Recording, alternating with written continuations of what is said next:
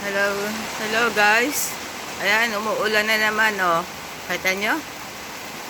Tapos ang humahangin, malakas ang hangin. Kahapon, sobrang init. Nakapagpatuyo kami ng mga beddings, naipasyal ko pa si Rusty. Ngayon, kita nyo, umuulan uli. Kaya pag umaraw, wala kaming ginawa kundi maglaba. Ayan guys.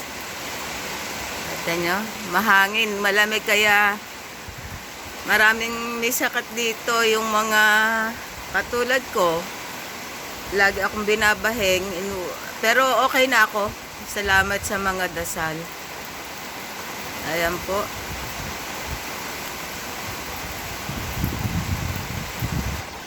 Buti na lang kahapon ang tindi ang init, nakapagpatuyo. Okay, hanggang dito na lang po. Update lang po sa inyo. Thank you. Bye.